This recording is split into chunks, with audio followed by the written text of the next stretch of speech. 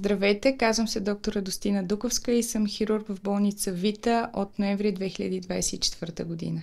От както се помня, не съм искала нищо друго да стана, освен доктор. Завършила съм Медицински университет София през 2009 година, след което работих и специализирах около година и половина в Военно-медицинска академия в София и поради финансови причини заминах за Германия. Там си продължих специализацията.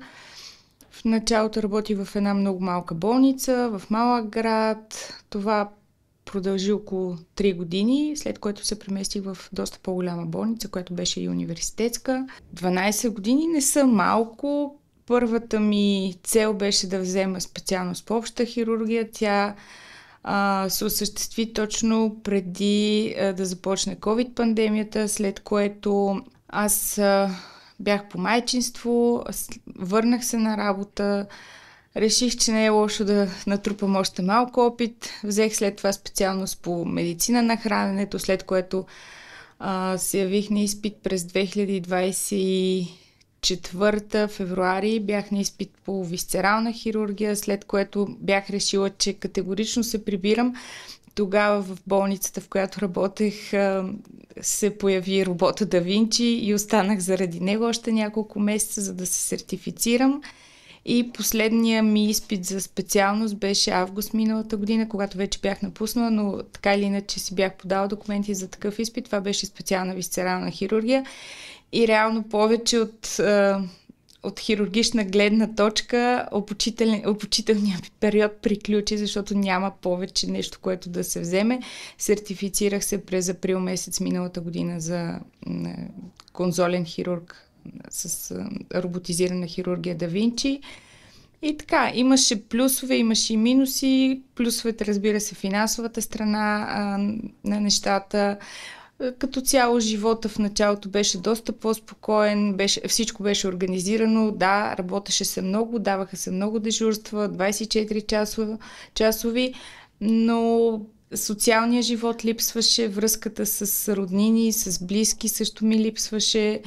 Имах приятели и там, имам ги все още, въпреки че съм далече, приятелствата си остават. Поддържам отношения с много голяма част от колегите ми, с които съм работила, но въпреки всичко се чувствам много по-добре, откакто се прибрах. Много исках децата ми да учат в България.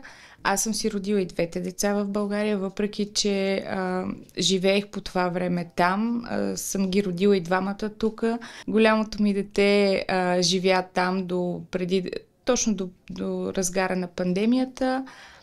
Посещаваше българска детска градина, немска детска градина, така и не дойде ред да получи място. Като цяло детското здравеопазване не е на ниво, не е приоритетно. Обучението или образованието като цяло също не мисля, че е на нивото, на което трябва да бъде.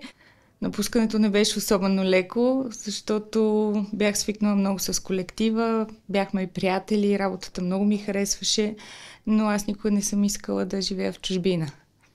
И миналата година, от края на месец юни, напуснах.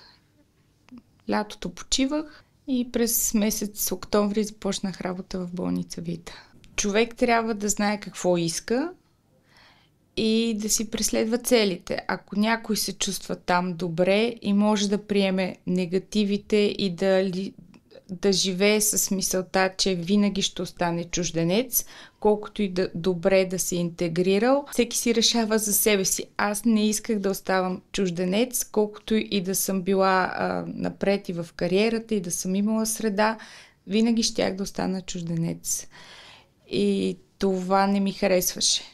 Отношението на българския пациент към лекарите, аз до сега не съм изпитала негативно отношение на пациент към мен и мисля, че от това как аз се държа с пациентите, това ми се връща обратно и благодарността на пациентите много ми харесва.